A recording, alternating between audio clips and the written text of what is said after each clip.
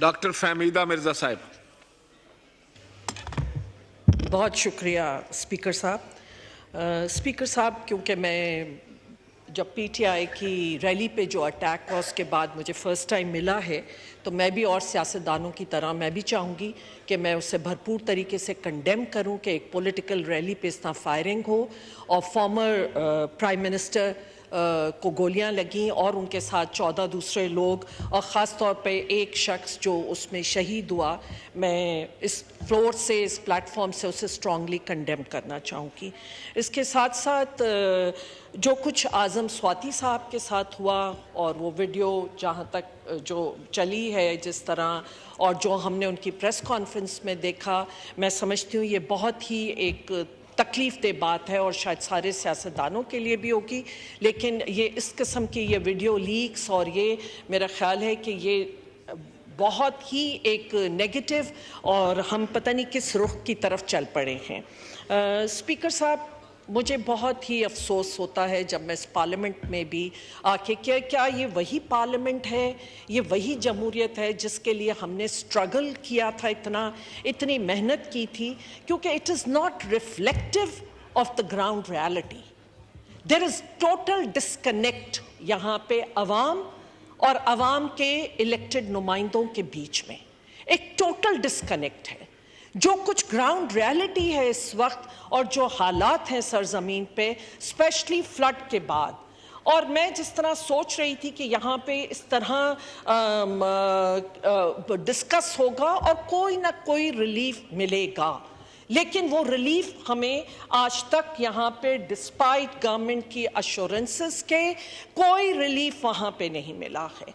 सर्दियाँ आ रही हैं, आज तक जो हैं बच्चे लोग सड़कों पे पड़े हैं।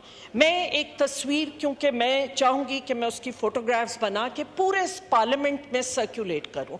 स्पीकर साहब, मैंने आपको भी देनी है वो तस्वीर, और मैं आपसे ये पूछना चाहती हूँ और इस ऐवान को कि शायद वो तस्वीर देख के कुछ दर्द और कुछ तकलीफ़ का एहसास यहाँ पर हो, क्योंकि जिस तरह वहाँ पे बच्चे वहाँ पे मर रहे हैं, वहाँ पे पेंडेमिक है, वहाँ पे हेपेटाइटिस से लेके गैस्ट्रो से लेके, और एक मैं ये उस बच्चों की जो तस्वीर मैंने अभी अयाज सादिक साहब थे, मैंने उनको भी तस्वीर दिखाई, और मैं ये पूरे ऐवान को और मैं पूछती हूँ क्या ये इथोपिया है या ये सिंध है, क्या ये पाकिस्तान है, ये कहाँ का है जहाँ के बच्चों की ये हालत है और जिस तरह मर रहे हैं।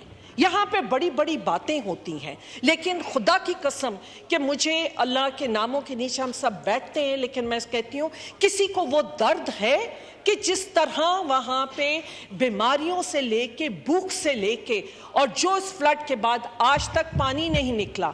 यहाँ पे प्राइम मिनिस्टर साहब ने तकरीर में कहा था कि जिस हल्के में एनडीए में ऑर्डर जाए। इन द हाउस प्लीज, अपनी अपनी सीटों पे तशरीफ रखिए। प्राइम मिनिस्टर साहब ने अपनी तकरीर में कहा था कि एनडीए में जहां भी रिलीफ थे वहां के इलेक्टेड नुमाइंदों को, वहां के पब्लिक रिप्रेजेंटेटिव्स को ऑन बोर्ड लें और लेके उनके सामने हो। एनडीए में ने क्या डिस्ट्रीब्यूट किया, कुछ हमें सरजमीन पे नजर नहीं आया। क्या पीडीए में कर रही है, कुछ वो नजर नहीं आ रहा। क्या बीआईएसपी ने किसको इतने बिलियंस ऑफ रुपीस वो किए हैं, लेकिन आज तक अगर बच्चे और खानदान खेमों में पड़े हैं, सर्दियां आ रही हैं और कोई पूछने वाला नहीं है, किसी किस्म का कोई रिलीफ नहीं है।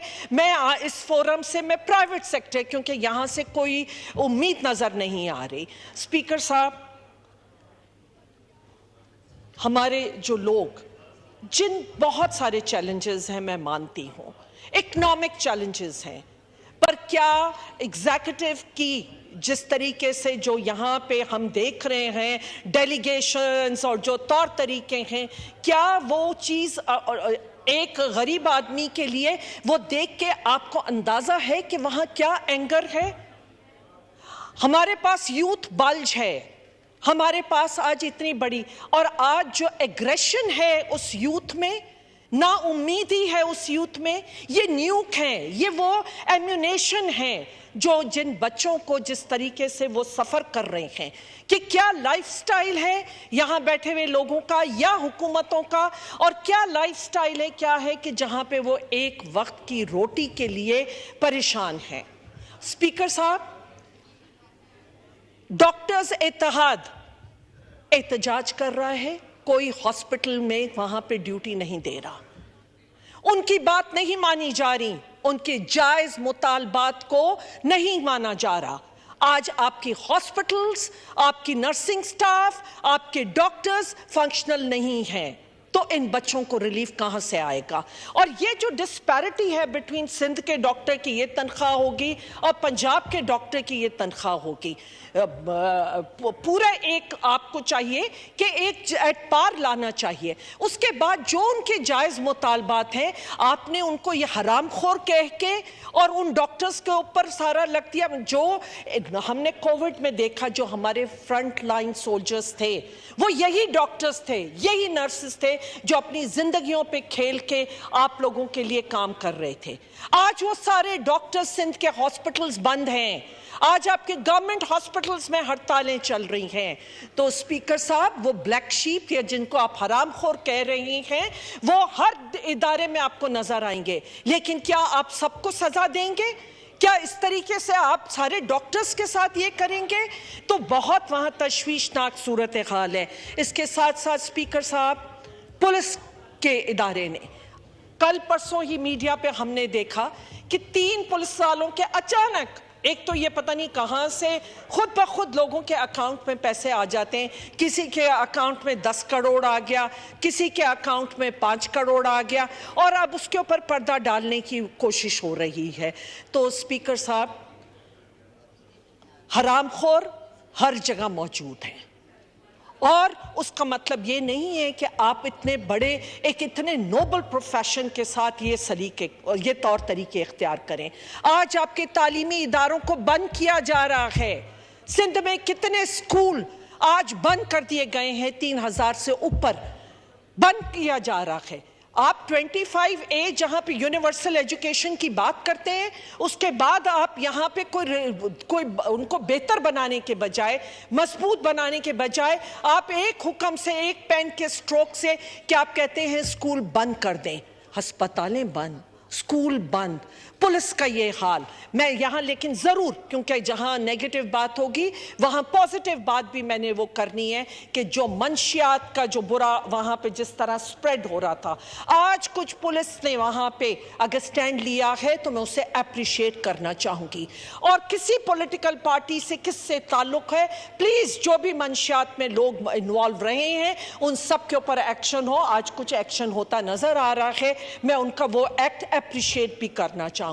लेकिन उसके साथ साथ जो ये करप्ट एलिमेंट्स हैं और जो ये हर इदारे में जिस तरह के ये बैठे हुए हैं, उनके ऊपर सख्त से सख्त सजा होनी चाहिए। आज डेकॉइट्स, अफसोस हुआ मुझे कल सुन के एक चैनल के ऊपर कि उनके पास बेहतर वेपन्स थे, लेकिन आपकी पुलिस जो है कि उनके वेपन्स काम नहीं कर रहे थे, उनके वेपन्स ने काम नहीं किया, जिसकी वजह से पुलिस को हॉस्टेज बनाया गया और इतने वहां पे हमले हुए और कितने पुलिस वाले शहीद हुए। तो ये आपकी 15 साल की कारकर्दगी है, ये 15 साल में सिंध हुकूमत ने ये सब कुछ दिया है। और आखिर में स्पीकर साहब, कि खुदारा 18वीं तरमीम को अब्यूज किया जा रहा है। 18वीं तरमीम के पर्दे में state with in a state, ये सब चीजें आज जो मैंने यहाँ रेस की हैं, they are accountable for that. और जो तस्वीर मैं भेजूंगी, मैं कब इनको सबको भेजूंगी ताकि ये देख के बताए कि क्या अल्लाह ताला को ये जवाब क्या किस तरह देंगे, ये क्या मुंह दिखाएंगे वहां पे कि जहां पे छोटे छोटे बच्चे इस तरीके से मर रहे हों। स्पीकर साहब, मैं आखिर में बहुत अहम एक ये ज़रूरी है कि एक तो डेवलपमेंट फंड, क्योंकि हमें और कहीं से कुछ नहीं वो हो रहा, तो जिन पे खर्च हो चुका है उनके ऊपर चंद पैसे लग गए हैं वो स्कीमें तबाह हो जाएंगी। अगर आपने सिर्फ 20-25 लाख उसके मद में रिलीज किए या हमें डेवलपमेंट फंड नहीं किया। मैं इस फ्लोर पे मैं आपसे, क्योंकि आपने ये कहा कि हम अपनी बात करें यहाँ पे, लेकिन ये हुकूमत की जिम्मेदारी है कि कोरम उनको पूरा करना है। मैं आज ये नहीं कर रही हूँ, लेकिन अगर हमारे डेवलपमेंट फंड्स और अपोजिशन को एज अ पार्लियामेंटेरियंस एज जो एट पार नहीं वो किया गया और जमहूरियत का लिबादा ये जो झूठा पहना हुआ है इससे वो नहीं किया गया, तो फिर मैं बार बार कोरम पॉइंट आउट करूंगी। एक स्पीकर साहब, एक आर्टिकल है 154 जिसके लिए बड़ा यहां पे बार बार यहां पे कहा जाता था कि सीसीआई की मीटिंग विद इन 90 डेज इनको कॉल करनी होती है। ये कॉन्स्टिट्यूशन की वायोलेशन हो रही है क्योंकि सीसीआई की मीटिंग कॉल नहीं की जा रही है। तो मैं आपको भी लिख के भेजूंगी, मैं हुकूमत को भी लिखूंगी कि वो सीसीआई की मीटिंग जो कि कॉन्स्टिट्यूशन की वायोलेशन है, आप आर्टिकल 153, 154 उसके तहत उसकी मीटिंग कॉल की जाए और ये issues specially flood related issues को वहां पे रेज किया जाए। शुक्रिया।